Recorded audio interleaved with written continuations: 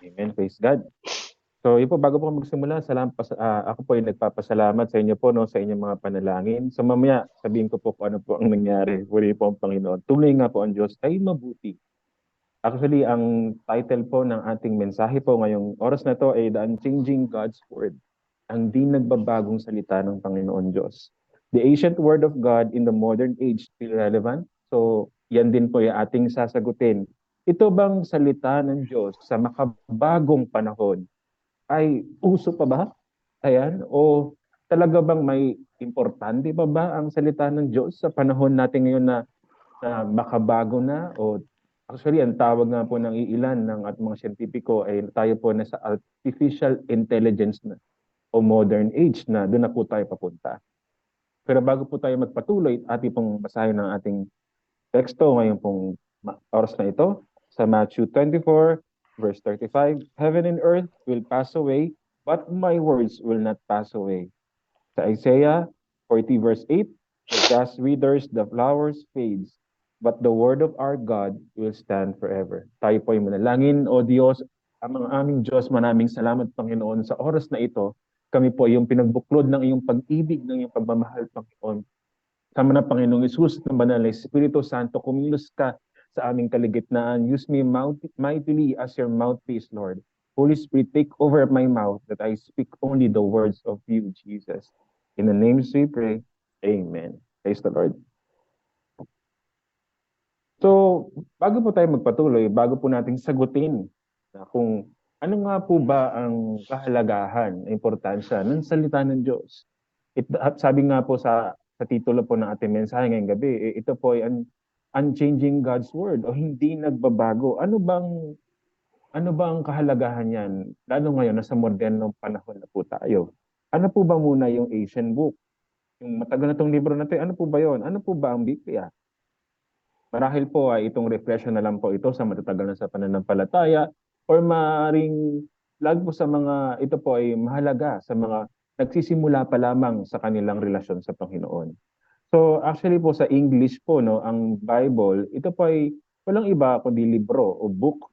Actually galing po yan sa Biblia, meaning books po, no, a plural form po yan ng Biblion, na ito po ay ibig sabihin written document, no, na but originally one inscribed on papyrus. So ibig sabihin ito po ay nakalimbag po. Nung una pa man, ito po ay written document na susulat kumbaga. Kung kayo po ay pamilyar po no sa mga movie, Jesus movie o Ten Commandments. So ano bang patungkol sa Kristyanismo? May kita niyo doon yung mga nakasulat po yung Biblia no. Andun po sa parang papyrus no, yung papel na scroll kung makikita niyo po yun doon. Actually po, ang Biblia po ay composed po ng 66 books, no? 39 sa Old Testament at 27 sa New Testament. Okay po. At mababasa rin po natin sa Book of Matthew 21:42, kinote to ni Jesus eh. Ang sabi niya dito is Holy Scriptures. No? So, banal na skriptura. Yan din ang katawagan ng ating Panginoon. At kinote din to ni Paul sa Romans 1:2. Tawag niya Scriptures o Holy Scriptures. Amen. Praise God. So yan po yung ating Bible. In short, ang Bible po ay God's holy book written to humankind. Okay po. Ito po ay talagang isinulat ng Panginoon para po sa atin. Banal na libro.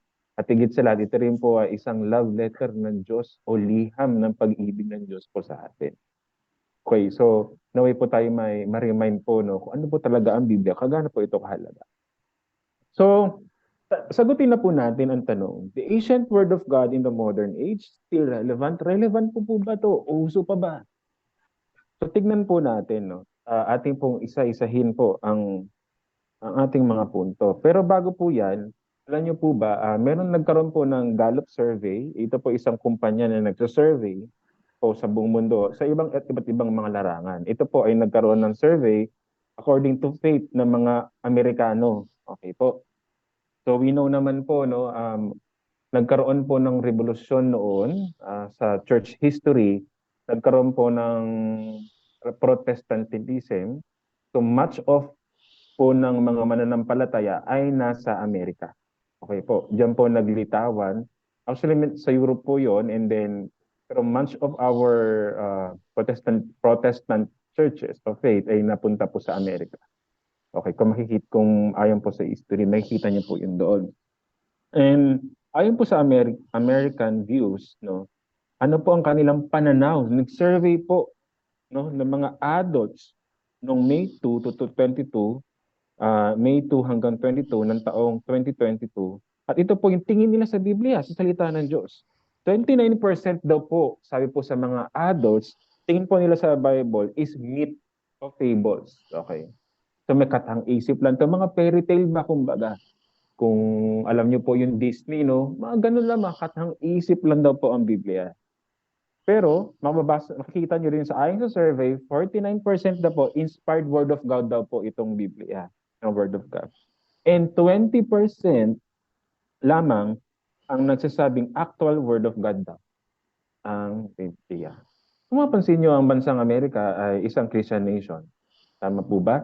Makikita nyo rin doon po sa kanilang dollar na papel o dollar na pera, no, makikita niyo po doon na in God we trust. Pero ano pong nangyayari? Bakit ganyan po ang nakalagay, no? Christian adults, ito naman, Christian naman to, no? Kung kanina all US adults, ito naman Christian lang na adults sa US. 16% surprisingly, mga Kristiyano naniniwala na fairy tale na lang daw o myth o katang-isip na lang pala o gagawang kwento ang salita ng Diyos, ang Biblia.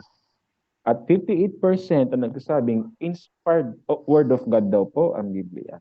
At 25% ang baba, no, nagsasabi na ito po ay actual word of God.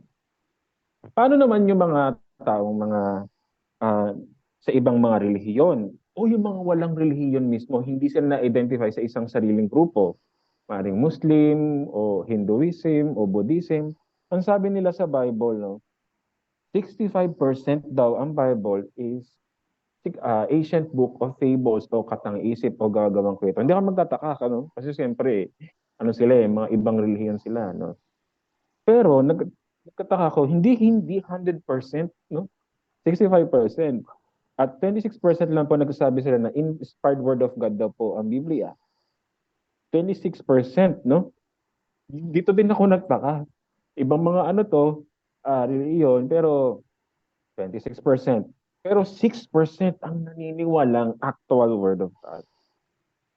So, yan po lamang itong mga resulta na to ay sa panahon po natin ngayon na moderno, taong 20th century, nakikita po natin ang pananaw ng mga tao po, iba't ng mga tao sa pananampalataya, particularly po sa Biblia, salita ng Diyos. Paano po kaya sa Pilipinas na lamang o sa mga bansa na kinabibilangan po ninyo sa oras na ito? Ganyan din po ba ang survey na makikita? So makikita niyo po talagang nasa modernong panahon na po tayo. At ako din, marami din ako napapanood na, kahit dito na lang sa Pilipinas may mga katrabaho ako na or makikita niyo lang sa Facebook o social media, relevant pa bang salita ng Diyos? Uso na naman na yan ngayon Yung pakasal, hindi naman okay naman mag-live-in. Diba? Maniniwala ko din sa Biblia na yan. Hindi na uso yan. Dati pa yan. Diba? Actually, kapwa Pilipino po ay naririnig ko na rin po yan. Kayo po ba? Narinig nyo na po ba din? Pero yung po mga ganong mga test statement po ay ako din po ay parang nagimbal din po ako, no? Meaning napaisip din po ako na talagang nasa modernong age na talaga tayo. Meaning totoo talaga ang sinasabi ng Biblia na marami na talaga mag-fall away from the faith at marami na hindi talaga makakilala sa Diyos. At ituturing ang Biblia na ganito na lang ang salita ng Diyos.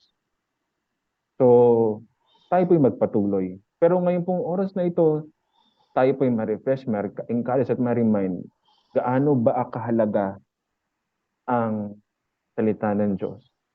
At uso pa rin, kung uso to nung unang panahon, 2,000 mahigit na ang nahararaan. Uso pa rin pa ba ngayon? Sa nakikita niyong resulta, no? I guess, mapapasabi rin po kayo, oo, lalo na mas nating kailangan. Ano po yung proof na relevant pa talaga ang Biblia, ang salita ng Diyos sa panahon natin ngayon? Unang-una, it is long-lasting and eternal. Pangmatagalan, pang ano, no? Magpakailanman, eternal.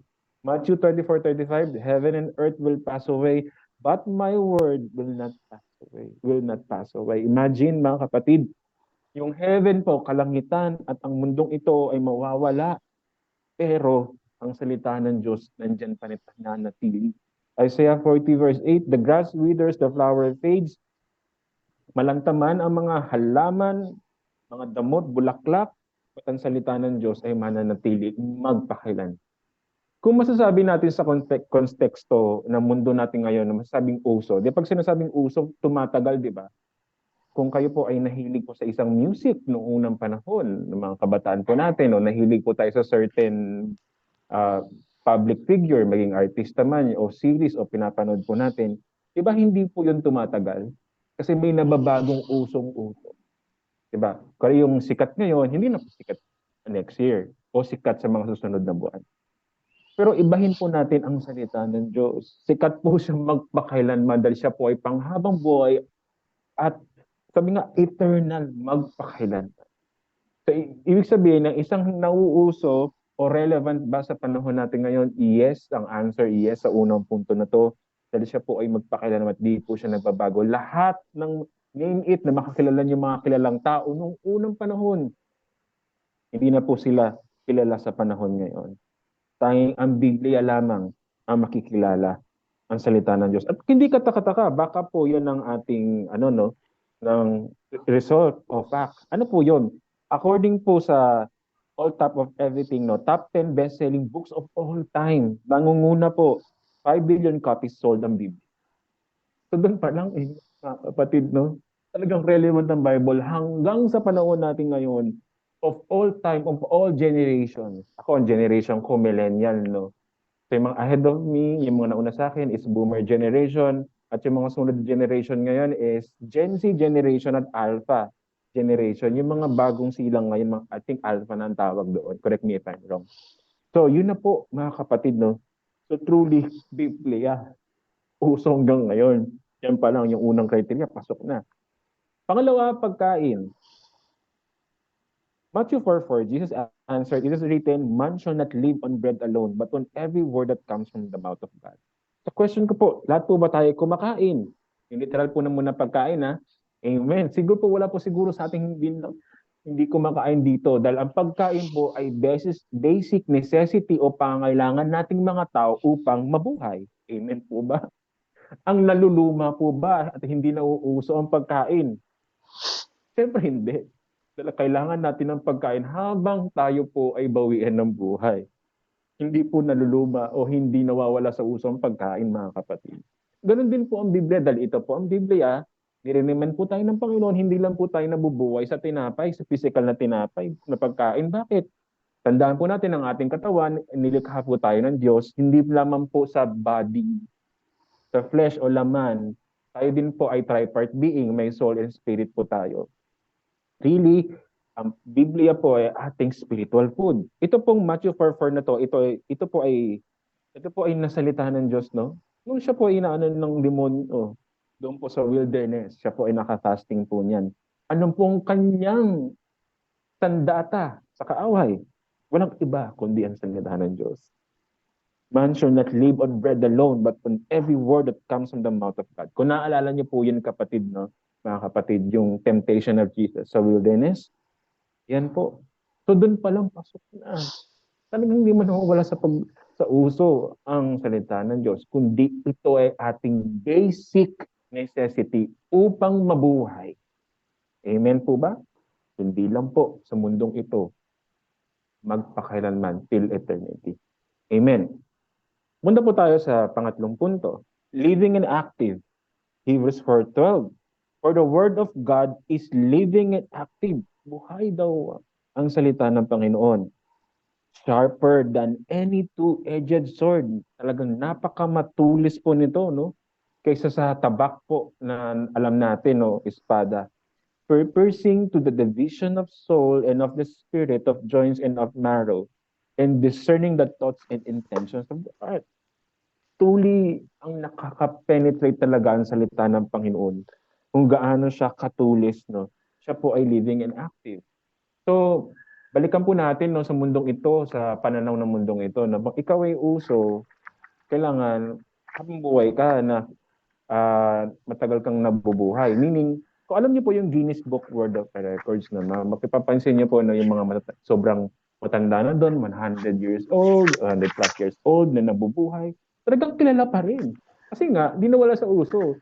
Kasi nga, yung Guinness, di ba, parang ano yun, yung mga famous people at mga kilalang mga nangyari, di ba? So, mapansin niyo po ang Biblia, buhay siya.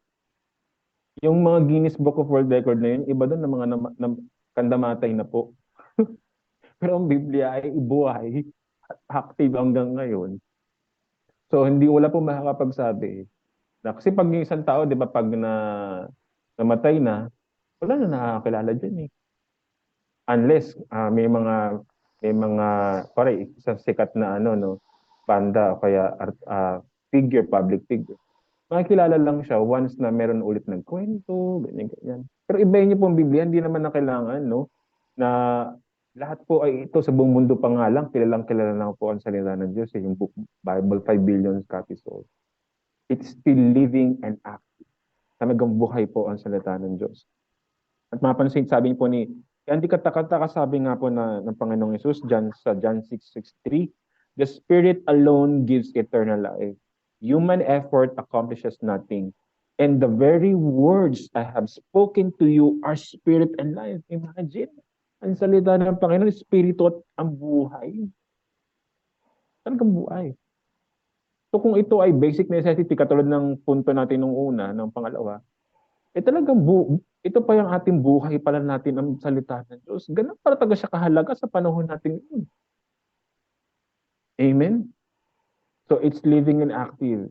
So ibig sabihin, no, kung yung sa point number 2 natin, ito po ay pagkain natin spiritual, it gives us life, it gives us hope. Ang Biblia, ang salita ng Diyos. Marami po sa panahon ngayon nung nagsimula ang pandemic noong taong 2020 at nag-end siya ng 3 years, lalo din sa Pilipinas. Mapapansin niyo po na maraming na-depress, mataas ang rate ng suicide dahil sa mga nangyari na pandemic nung pagtama ng COVID-19. Alam niyo po ba, yung nanonood ako ng isang Christian television show. Sabi doon, talagang ang nakapagbigay buhay sa kanila. Alam niyo po kung walang iba, kundi ang salita ng Diyos. Ikaw ba naman doon yung mga yung taong 2020, di ba yung nakita ko yung mga napanood ko yung mga testimony, nandun po sila sa isang isolation room, sila lang doon, wala pong ibang nakakalapit, hindi ka mag-anak uman. Diba? Lungkot na lungkot, nandun yung takot, anxiety, depression. Iba na babawian ng buhay. Yung iba naman po, katulad na napanood ko, kasi doon sa room na yon, meron silang TV. Meron pong Christian television show. And ito po yung nangyari. Sila po ay nagkaroon ng pag-asa dahil sa salita ng Diyos na naipangaral. So tingnan niyo po, relevant po ba? Oo, mas relevant talaga lalo na sa panahon natin ngayon mga kapatid. Because it is living in active. Lalo na sa panahon ng pagdurusa at kabigatan. Lalo na pagdaanan ng buong mundo. Kaya nga di katakataka, no? Sabi ni Paul sa 1 Thessalonians 2:13, and we also thank God constantly for this, that when you received the word of God, which you heard from us, you accepted it not as the word of men, but as it really is, the word of God, which is at work in you believers. Alam niyo po ba, simula nung nakatanggap tayo sa Panginoon, nakarinig tayo ng pangangaral ng salita ng Diyos, ito po ay nag-work na sa ating puso. Nataniman na po tayo ng salita ng Diyos. Alam niyo po ba, meron po akong mga kwento. Alam ko po yung iba sa inyo ganun din. Ang tagal-tagal na. Ang tagal-tagal na akala natin, na-sharean natin ang salita ng Diyos, no? Tapos after 2 years, 5 years, bumalik. Alam mo, ako yung sharean mo ng salita ng Diyos. Tunay nga. Hallelujah. Living and active ang salita ng Diyos. Kala lang po natin ang salita ng Diyos, talagang wala na, no? Hindi tumutubo sa puso ng mga tao. Hindi po. Ang salita ng Diyos kasi ay living and active. Para po siyang halaman na tumutubo at lumalaki. Talagang nag-work po sa buhay natin ang salita ng Diyos. Amen. Hallelujah. Punta po tayo sa ating pang-apat na punto. Ano niyo po ba, ito po din ay po standard guide or manual. Sabi nga po sa Salmo 119 verse 105, Your word is a lamp for my feet and a light on my path. Kung meron pong na-inventong Waze app, Google Map, aba nauna na po dyan ng Biblia. Kung naghahanap po tayo ng direksyon sa buhay po natin, walang iba kundi ang Biblia po, ang salita ng Diyos. Kung bumibili nga tayo ng cellphone, mga appliances, meron mga manual, tama po ba? Kasi bing walang manual, lalo pag hindi po natin alam na gamitin yun. Lahat po, naka-refer tayo sa manual. Alam niyo po ang nare-remind tayo ng Diyos. Ano bang manual natin? Hindi yan sa sinasabi ng mundo at sinasabi ng tao. Walang iba. Ang ating manual sa buhay na ito, ang standard guide, no? Kung halimbawa sa salamin, no? Kumbaga, ang ating buhay, saan natin ikukumpara? Walang iba kundi sa salita ng Diyos. Ito po'y lampara sa ating mga paa at ilaw sa ating daraanan. Kamusta kapatid? Nandun ka ba sa pagtatanong kung anong direksyon mo sa buhay mo ngayong oras na ito? Pwes po kapatid, ikaw'y mapalad. Dahil nandito ka sa mensaheng ito, na itong salita ng Diyos may pag-asa para sa iyo, para sa direksyon ng inyong buhay. Amen. Praise the Lord. And ito po yung isa sa aking favorite verses. 2 Timothy 3:16-17. All scriptures God breathed, and He is useful for teaching, sa pagtuturo, sa pag-rebuke, correcting, and training in righteousness, so that the servant of God may be thoroughly equipped for every good work. Grabe, punong-puno po ang Biblia. Ito po ay kasanayan sa ating buhay kabanalan. Alam niyo po ba, sa mundong ito, ang dami na pong own righteousness. Marami na pong, ito po daw yung tama. Actually, may tatlo nga daw pong tama sa mundong ito. My truth, pangalawa, katotohanan mo or your truth, at ang pangatlo, the absolute truth. Ano po ba yung the absolute truth? Walang iba kundi ang Biblia. Kasi kung yung doon po tayo sa unang my truth, katotohanan ko lang yun. Yung katotohanan mo, katotohanan mo lang yun. Pero ang pangatlo, walang iba kundi ang Word of God. Yun ang salita ng Diyos. Kaya di kita sinabi ng Panginoon sa Book of John, no? I am the way, the truth, and the life. No one comes to the Father except through me. Alam niyo po ba, kaya ang katotohanan po mga kapatid, no? Marami pong naliligaw sa panahon natin ngayon dahil hindi na po nakabase sa Biblia. Kahit yung mga mapansin nyo, no, mamaya itatakil po natin yan. Kaya, blessed is the nation whose God is the Lord. Sinasabi po ng Biblia. Pag nawala na po ang salita ng Diyos sa ating gobyerno, ay babagsak din po tayo, mga kapatid. At isa pong katotohanan, mga kapatid, no, sabi sa John 16:33, I have told you all this so that you may have peace in me. Ang Panginoon Jesus po nagsalita nito. Here on earth, you will have many trials and sorrows. But take heart, because I have overcome the world. May isang katotohanan na to na sa buhay natin, no, maaaring iba sa inyo ay bago pa lang sa pananampalataya. Maaaring nagtanong kayo, parang dumami yata yung mga problema ko, no? Ako yung naging Kristiyano. Alam niyo po, hindi po ako, no, meron pa mga mensahe naglalabasan sa mundo ngayon na pag tinanggap po daw ang Panginoong Yesus, lahat po ay mawawala ng problema. Ikaw po isasagana. Huwag po kayo maniwala doon. Babalik at babalik po tayo sa salita ng Diyos. Balance po talaga po tayo. Dapat tayo. At paano tayo mababalance? Balik po tayo sa salita ng Diyos. Sabi ng Panginoon sa kanyang mga disipulo, tayo po yun. There were many trials and sorrows. But take heart because I have overcome the world. So there will be trials. Pero ano yung pinaka-mensahe nito? Meron po tayong kapayapaan sa Panginoon. Tumanas man tayo ng mga pagsubok, either sa pananampalataya, sa paglakad natin sa Panginoon, o sa daily life po.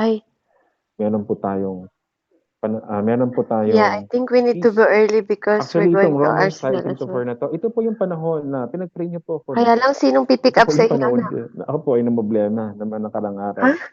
Sabi po dito, we Okay. can rejoice too when we run into problems and trials. For we know that they help us endurance. And endurance develops strength of character. And character strengthens our confident hope of salvation.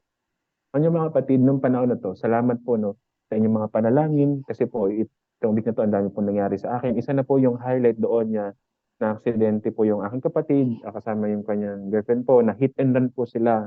Nakasakay po sila sa motor, na hit and run sila ng motor. Sila po talagang tinahasan. Pero ito po ako ay, ng panahon na yon, although ako po ay nalungkot talaga, binigyan ako ng kapayapaan ng Panginoong Isus. Ito po yung aking nabasa nung araw na yun. Ako po yung nilalagnat noon, nung araw na yun. Salamat sa salita ng Diyos. Kasi hindi lang naman din yun yung pinagdadaanan ko noon. May nagdadaan din sa trabaho, sa finances din. Ang dami. But ako po ay nasustain. Ano po nagsustain sa akin? Ang salita ng Diyos. Purihin pong Panginoon, nung nabasa ko, Lord, salamat Panginoon. Alam ko talagang tinuturuan mo ko maging sa aking character, no? Sa pagtitiis, no? Pag-endure ko itong mga bagay na to para po sa aking pagmamature sa pananampalataya. So ito po yung na nagpalakas sa akin ng salita ng Diyos. Salamat po sa inyong mga panalangin, mga kapatid. Mamaya sabihin ko po kung ano nangyari, no? Ay na resulta. Actually, kung titignan po natin sa buong mundo natin ngayon, balikan po natin yung ang kasulatan po ay standard ng ating kabanalan. Ito po sa mga bansa na to, nakita niyo po sa US, 44%, sa Canada, 26%, na naniniwala sila na konektado ang kabanalan sa Diyos. Medyo mababa, no? Pero kung mabansin niyo sa Pilipinas, surprisingly, ang taas. Konektado ang moralidad, no, sa Diyos, 96%. Hindi na ako nagtataka. Kaya nga wala pang divorce dito, same-sex marriage, abortion. Yan po ang tatlo lamang sa mga issue ng mundo nito. Sa ibang bansa po ay legal na. Legal na po ang mga kasalanan, no? Pero kung mapansin nyo, purihin ng Panginoon, purihin ng Panginoon. Kaya nga sa saligang batas natin, may nakalagay na sa preamble natin, so help me God. Talaga, blessed is the nation whose God is the Lord. Alam niyo, kung mapansin nyo, sa Israel nga, 48% lang kung saan nanggaling ang ating pananampalataya. So really, there is really a problem sa mundong ito. Kaya alam niyo po, it is not okay sa ibang bansa na walang Panginoong Hesus. Kung sa Pilipinas pa nga lang, mga kapatid, it is really not okay without Jesus. Sa mga country na nabibinangan natin, lalo na ganyan po ang sarili. Kung wala po ang Diyos, wala pong standard. Kung wala po ang Biblia, wala pong standard ng moralidad, ng righteous at kabanalan. Pangapat po, ito po yung mga modern churches, no? Church age problems po na mga nararanasan po sa panahon ngayon. Compromising doctrine for relevance, tapos undefined theology and seeker-sensitive approach. Ano po ibig sabihin yan? Mapansin niyo po, alam po na po natin ang basis talaga ng pananampalataya natin ay ang Biblia, ang Word of God. Pero marami pong mga katuruan po ngayon na talagang hindi mo na po wala nang stand. Wala na silang biblical stand pagdating sa gender. No? Kaya hindi ako nagtataka na mayroong mga churches sa Amerika na nagkakasal ng same-sex. Tapos hindi ko alam, hindi ko mawari bakit, ano bang basehan nila? Biblia ba talaga? Word of God? Wala silang defined theology o wala silang matibay na doktrina about it. At compromise ang kanilang mga doktrina, contaminated. Parang yung iba, come as you are. Naputo lang sila doon sa yes, tinatanggap naman ng Panginoon na bumalik ang lahat ng mga tao. Pero you will not stay as you are. Yung po ang totoo. Pero yung ibang mga churches po, no? Yung sabi nila nakabase sila sa salita ng Diyos. Pero I think hindi naman. Ang nandun sila sa come as you are. Those churches were lukewarm and double-life churches. Nakakalungkot. Ito po ay talaga, lalo na sa Amerika, no? Na lalo sa ibang mga bansa, mga progresong mga bansa, na para lang makahikayat ng ibang tao, so nasobra naman sa gimmick. Nasaan ang banal na espiritu doon? Nasaan ang kabanalan doon? Naging entertainment na. Worship leader, pero entertainment. Hindi anointed worship. Napakarami po niyan. Kaya hindi ko nakataka yung isang pastor po doon na aking nabasa na headline po, si Pastor Mark po, no, doon sa Amerika. Inimbitan siya sa men's conference. Yung men's conference na yun, nakakagimbal kasi meron, yes, nagtatopic ka ng about sa sexuality. Pero ba't ka nag-invite ng pole dancer? Guess what? Ang pole dancer na po na yun, eh, lalaki pa. So, nirebuke siya ngayon ni Pastor Mark na merong Jezebel spirit dito sa church na to. So, kung tayo, no, na nandoon at hindi natin alam ang Biblia, paano na tayo? Nasway din tayo. So, really, marami na pong ganyan. Marami talagang lumiliis na po sa salita ng Diyos. At with theology of sanctification, meaning, may mga simbahan din po na nagtuturo na nasobrahan naman sa grace. Yes, we are saved by grace, no? Hindi natin deserve ang kabutihan ng Diyos. Pero nasobra naman sa extreme grace. Ano po? Wala na. Yun talagang, okay na magkasala yata. Wala nang kabanalan. Diba? Hindi naman sinasabihan na magsuot ng sobra-sobrang mahaba, gano'n, sa mga kababae, hindi magputol ng buhok. Hindi naman gano'n. Pero yung iba naman, iba, that cause stumbling block to other believers. Meaning, yung mga kapwa-believers ay naging dahilan para maging dahilan ng pagkakasala ng mga kapwa mananampalataya. With theology of sanctification. Marami din po yan sa panahon natin ngayon, hindi kataka-taka. Digital challenges in AI. Ano po ang nangyari?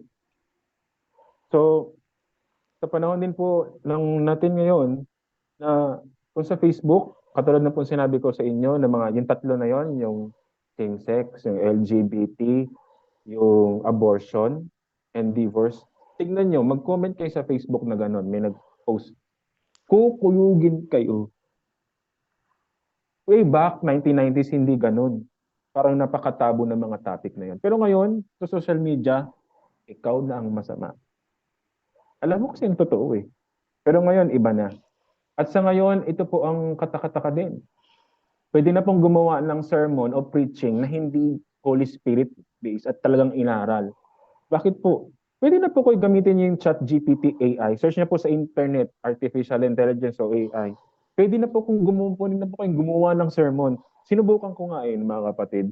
Ako, please create a sermon on this. At gumawa nga. Tayo po ay nasa delikadong panahon na po mga kapatid. Anointed, ano ba yan? Yung preaching na yun, anointed ba yun? Yung ba ay talagang ng banal na espiritu? Kinasihan ng banal na espiritu? Alam niyo mga kapatid, huwag po tayo lang sa panahon ngayon. Nasa dangerous na panahon tayo ngayon. At kung babaliwala natin ang salita ng Diyos, lahat po tayo maliligaw. At sa panghuli po na problema ng modern church ngayon ay doctrinal crisis and biblical view holds extreme doctrines. Again, mga kapatid, binabalaan ko po ang bawat isa. Dahil ako po, aking testimonya, minsan na po ako naligaw. Matagal na po akong Kristiyano, nakapaglingkod din po ako sa iba't ibang simba. Pero ako po ay lumagapak sa malaking at maling katuruan. Pero salamat ako sa Diyos. Ako po ay nakabalik sa pamagitan po ng ating Bishop Nanay Ruth at kasama natin sa TGPN. Salamat. Ako po ay talagang pinalo ng Panginoon Diyos sa mga panahon na yun. Bakit po? I have a shallow understanding at learning about the Word of God. Ako po ay na-deceive. Dahil ako mismo, naglilingkod na po sa Diyos. Pero hindi ko naman alam ang salita ng Diyos. I admittedly, honestly, that alam ng Diyos yan. Alam ko na i-repent ko na din yun. Hindi ko minahal ang salita ng Diyos. Ngunit nagtuturo ako sa mga tao ng mga panahon na yun. Ako din yung lumagapak. Kasama din po ako sa naloko sa mga kulto. Kasi marami pang mga katuruan ngayon eh. Merong extreme grace, yung sosobrahan sa grace. Meron naman extreme holiness. Ano naman po yun? Nasobra naman. Yung kailangan mahaba daw buhok ng babae, sayad hanggang doon, nakaputik lang kayo, mga luwag na damit, nakapalda. Nasobrahan po. Yun po yung pinanggalingan ko. Sabi ko, Parang ang bigat-bigat naman magsimba dito, sabi ko. Yung mga ikalawang year ko na. Ba't ganun? Tagal ko na dito, ikalawang taon ko na. Ba't parang lagi na lang ako, ba't parang laging rebuke? Ang gaan-gaan. Di ba sabi ni Lord sa Ephesians 2:8-9, it is by grace. Ba't dito sobrang bigat? Parang lagi na lang akong, sobrang bigat. Alam ko, parang wala yung spirit iba. Legalistic, legalism na uwi. Yun po ang aking napuntahan. At tinitira po namin yung ano, no, mga Trinitarian, which is ito po yung faith na tinalikuran ko nung panahon na yun. Tinalikuran ko at napunta ko dun sa doktrinang mali na one. Kakahiya sa Panginoon at sobra ko yung pinagsisihan. At tinanggap ko yung parusa sa akin ng pagpapalo sa akin ng Diyos. Ito po ay aking sinasabi sa inyo mga kapatid upang maging aral din po sa bawat isa. Kahit po ang mananampalataya ay posible pong mahulog. Sinabi na po ng Biblia yan eh. Even the elect will be deceived. Even the mga believers will be deceived. At kasama na ako doon. At glory to God lang talaga ako yung nakabalik. Marami din mga katuruan po ako ay naligaw. Ang biblical view, ng mga panahon, meron din mga prosperity gospel, at meron din poverty gospel. Hindi po na-balance mga kapatid. Ang dami mga katuruan na yan. Tapos noon din, dumating din sa punto na napaano din ako. Noon dati po ako, hindi pa po Kristiyano naman ito, way back 2009 pababa. Ano pa naman ako? Bilang isang predominant na relihiyon sa Pilipinas, alam niyo na po yung na relihiyon na yan, ako naniniwala naman sa mga himala, ayan. Pag nakita daw sa kahoy, ay, si Jesus daw yun, naniniwala naman ako. Relihiyoso ako noong panahon na yun eh. Pero naging Christian ako, napunta naman ako sa katuruan na hindi masyadong naniniwala sa galaw ng Diyos, ganyan. At to the point na nung napunta ako sa kulto naman, naliwanagan naman ako. Pero nasobrahan naman ako, no? Hindi rin talaga ako nabalanse dahil sa kakulangan sa salita ng Diyos. Yung mga panahon din na yun, talagang kini-question ko din yung mga kini-question ko yung mga natutumba. Tinutumba, nilehan si pastor, natumba. Ba yan, ano ganyan? Tapos yung mga nagpro-prophesy, yung mga vision na yan, hindi ko inaano yan. Alam mo yung alam ko yun noon, sabihan ng mga alam mo yung mga, pero nirepent ko na po yan mga kapatid. Grabe, nung ako po ay binalanse ng Panginoon, ay binalik ng Panginoon noong taong January 2020 through Bishop Nanay Ruth, no, ng mga 3 buwan na yon, ako po ay nag-immerse sa salita ng Diyos. At doon, grabe, alam niyo po ba, yung bago ako mapunta na noong taong 2019, bigla po kung tinanong ko kasi Lord, kung totoo nga yung mga speaking in tongues na yan. Tinanong ko, Lord, ngayong araw na to. Actually, tumakas ako sa kulto namin na church noon. Umattend ako noon. Doon sa pag-attend ko sa Trinitarian na pananampalataya, which ito yung pananampalataya natin. Doon ko natanggap ang baptism of the Holy Spirit. Saka nag-speak in tongues ako. Ay, kung ano nangyari? Parang hindi ko mapigilan yung katawan ko, nanginginig yung katawan ko sa iba, nagsalita ako ng iba't ibang lingwahe. Doon nabuksan yung kaisipan ko at nirepent ko. Tapos parang ako matutumba nun eh. At totoo pala is slain of the Spirit. Habang pinagsisisihan ko sa Panginoon yun, na-realize ko na may peke naman pala. Oo, may mga peke at mayroong mga sa demonyo. Pero merong totoo. Kaya ako ngayon, napakaingat ko na magsabi na hindi sa Diyos yan unless hindi ko yan na-discern at hindi align sa Biblia. At yung kinabibilangan ko din simbahan ngayon na sinasabi din doon na, oy, magano kayo, be filled with the Holy Spirit, you can pray in tongues, ganyan. But you will not look like weird. Hindi weird ang banal na espiritu, pinaalalahanan kami ng pastor na yon. So nabalanse kami. Kasi align sa Word of God. At yung gift of prophecy, tinuruan din kami doon, na-align sa Word of God. Nabalanse kami. Nabuksan. So meron kasi mga katuruan na hindi naniniwala sa mga miracles sa mga giftings, sensationist po ang tawag doon. Biblia na lang, Biblia daw, ganun, hindi na nagsasalita ng Diyos sa mga dreams. Pero nung panahon din, ako ay nagbasa ng Biblia, nabasa ko sa Book of Daniel Daniel, si Joseph the Dreamer, at ang Book of Acts, na hindi masyado tinuturo sa amin ng panahon na yun sa kabilang church pa ako. At yung Book of Revelation, mga prophetic book. Paano may ano yun? Paano mas, at naranasan ko pa. As naranasan ko pa na narinig ko ang boss, tinig ng Diyos na tinawag niya yung pangalan ko ng panahon na nirestore niya na ako, nakabalik na ako. Sami, Sami. Hindi ko makakalimutan yun. Nababaliw lang ba ako? Nung hindi. Totoong ang Diyos. Totoong banal na Espiritu. Totoong pagkilos ng Diyos. Kaya hindi natin pwedeng i-box ang galaw ng Diyos.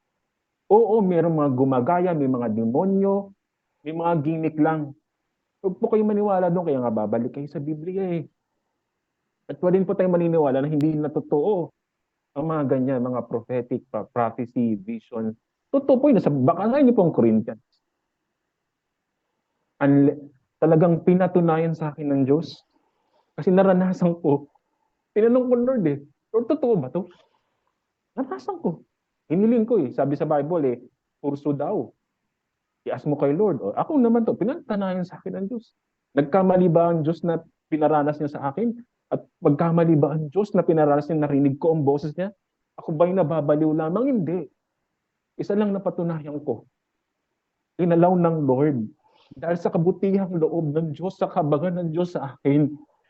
Alam niyo po yan, kahit yung pagkakamali ko, mali kong pagkakamali bilang isang lingkod ng Panginoon, itinuwid ng Diyos ako. Doon sa pagkakamali na yon na naunawaan ko iba't ibang mga maling doktrina. At naunawaan ko kung ano ang higit sa tama. Kaya ngayon, ako po ay binalanse ng Panginoon. Kaya mga kapatid, sama-sama po tayong magpabalanse sa Panginoon. Ang Word of God is alive and active because it is inspired by the Holy Spirit of God. Which ang Spirit of God, ang Holy Spirit, ang Word of God, hindi po sila pwedeng ipaghiwalay. They are inseparable, mga kapatid. Kailangan lang nating mabalanse. Kailangan nating maranasan ng Diyos. Sabi nga sa Biblia, alam niyo po, hindi po naghihimala ang Diyos. No? Due to their unbelief, meron po yung kayong nabasa ko yun. Kaya pala yung Diyos, hindi makagalaw sa mga certain churches. Kasi due to unbelief, hindi tayo naniniwala sa galaw ng Diyos. Isa naniniwala pa tayo sa mga peke, na demonyo pala yung may gawa. Hindi na kaya nating ma-discern ang galaw ng banal na spirito sa galaw ng demonyo o sa galaw ng tao na gimmick lang o man-made doctrines. Kasi hindi tayo balanse sa salita ng Diyos. Mas higit po natin kailangan yan, lalo ng banal na espiritu sa panahon ngayon. We cannot discern the evil spirit if we are just flowing sa flesh, sa laman, o sa intellect. Kaya pag tayo ay nagbabasa ng Bible, dapat tayo ay nagpo-flow sa Holy Spirit. Hindi po yan laman ng utak. Laman niya ng pusong nabago sa pamagitan ng banal na Espiritu habang binabasa mo ang salita ng Diyos. Ikaw ay namukiinlab, ikaw ay minamahal mo ang Panginoon Diyos. At yung banal na Espiritu, yung prutas ng banal na Espiritu nasa iyo, love, joy, peace, gentleness, ang nakikita. I remember naturuan kami, Bishop Nanay Ruth, no? Na talagang, what else kung gifting? Yes, gifting. Meron kang giftings, nakakapag-tongues ka nga, nakapag-prophesy ka nga. Pero how much naman yung ugali mo? Have you the fruit of love, which is napaka-importante? Sabi nga ni Paul, yes, you can speaking of tongues, pero pag wala kang pag-ibig, baliwala yan. Hindi ko po ina-highlight dito ang fruit, ang gifts of the Holy Spirit, which is nalaman kung totoo na. Alam niyo po ba ang hina-highlight ko dito? Maging balanse tayo. Salita ng Diyos. Maalang tayo, even yung Spirit of God, yung fruit, yung giftings of the Holy Spirit, align dyan sa Bible. Or else, mag-speak in tongues nga, pero luciferic naman yung attitude natin. Para saan pa ba tayo naging Kristiyano? Ang Bible centered on love. Salamat po sa Panginoon sa pagtuturo at pagtutuwid niya po sa akin, mga kapatid. Alam niyo po, talaga ang Biblia talaga ay nagpatuwid sa akin. Ang salita ng Diyos. I can testify this in my life. Hindi ito sa aking sariling dunong. Kasi yung iba naman, yung mga kalungkot sa panahon natin ngayon, may ibang mga churches ngayon, napuno ng salita ng Diyos, walang paggalaw ng banal na espiritu, kaya ang labas, pariseyo. Daming alam na doktrina. Lagapak naman sa fruit of the Holy Spirit. Hindi na nga naniniwala sa gifting, sa paggalaw ng banal na espiritu, paggalaw ng Diyos, divine manifestation, lagpak sa kasalanan. Ako po ay naging part noon. Inahihiya ko po yun, pero napakabuti ng Diyos.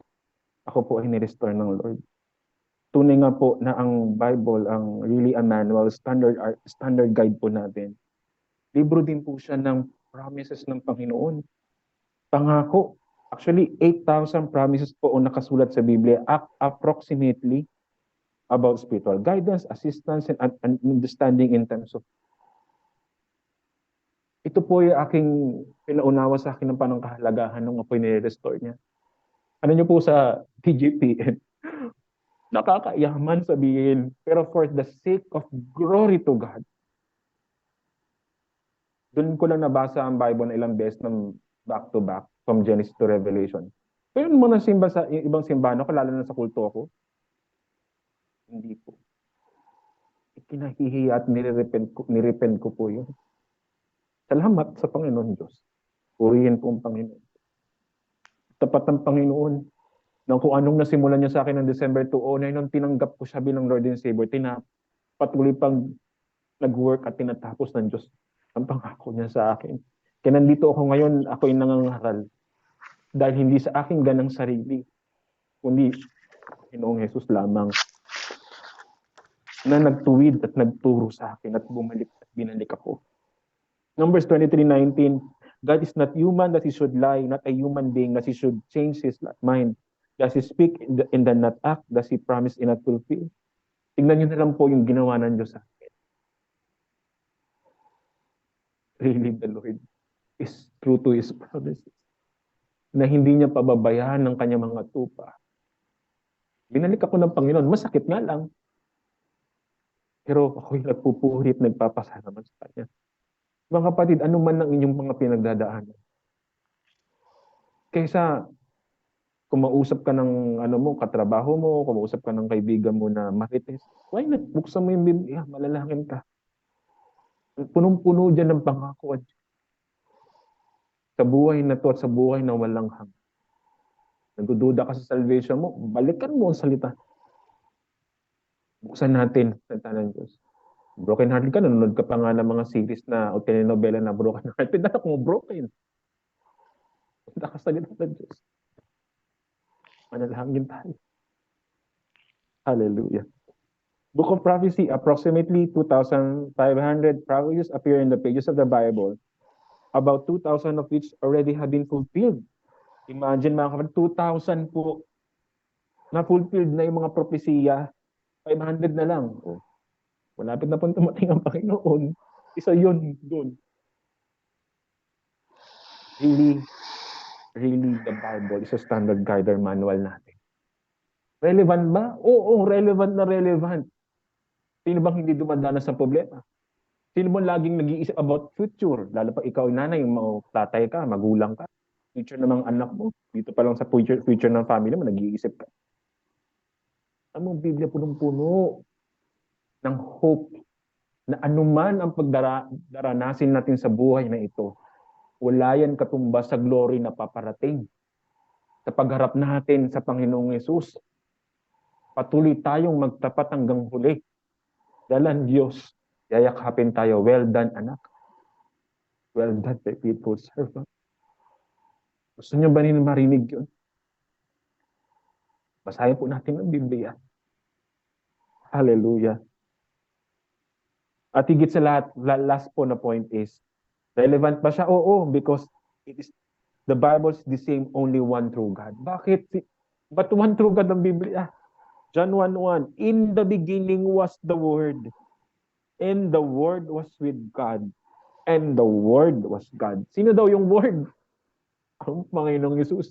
So when you open the Bible, Jesus is speaking to you. Hallelujah. John 1:14, ito pa yung katibayan. So the Word became human. Oh, the Word became human and made His home among us. He was full of unfailing love and faithfulness. And we have seen His glory and glory of the Father's one and only.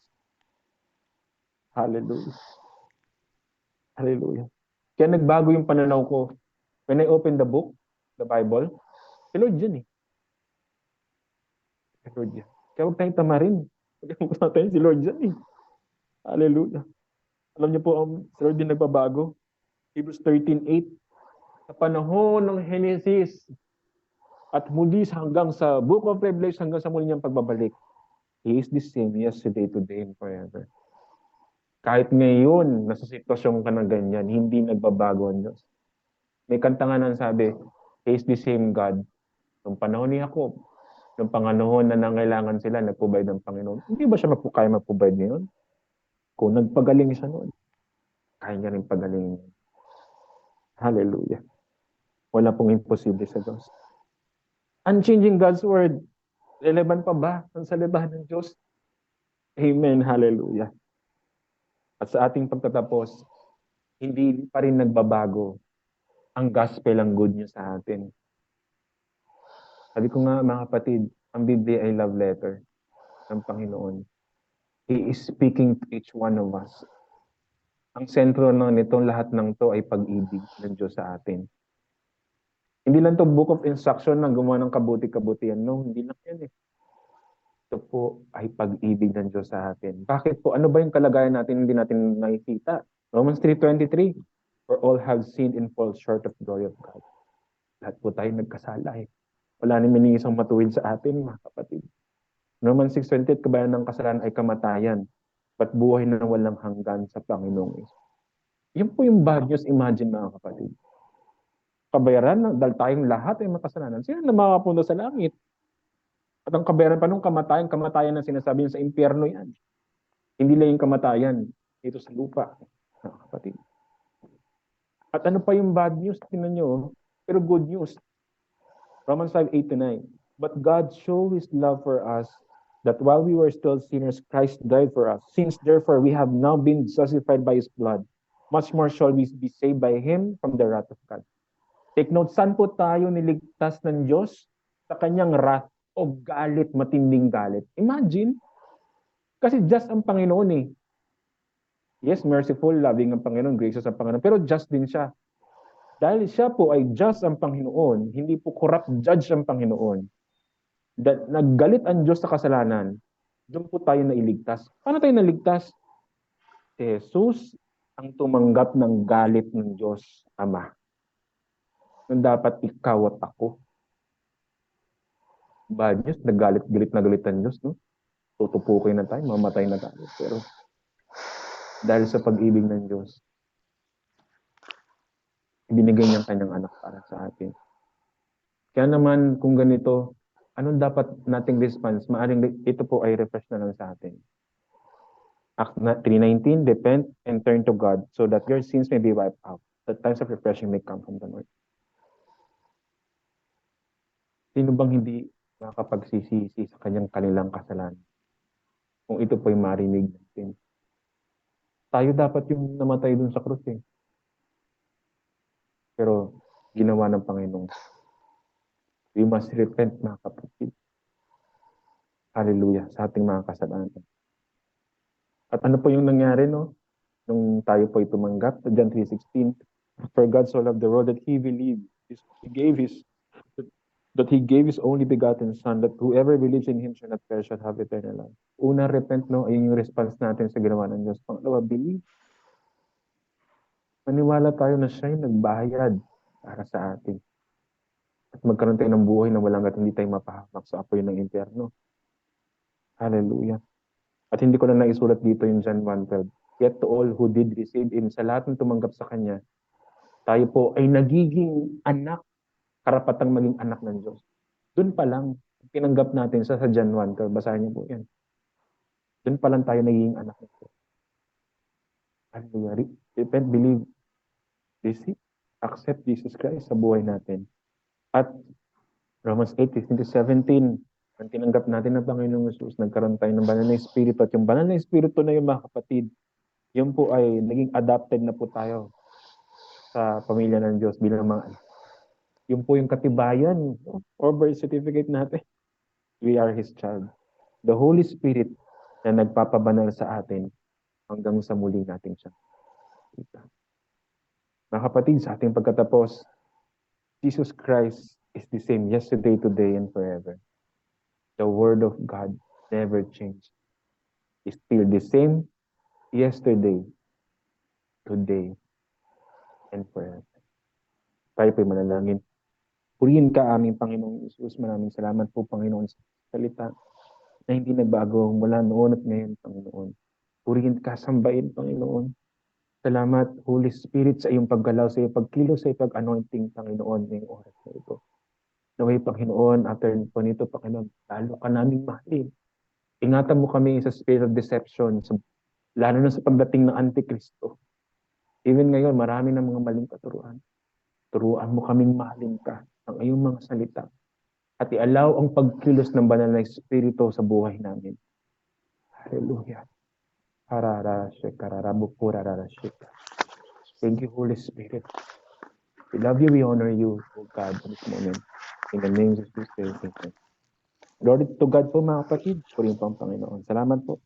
Hallelujah.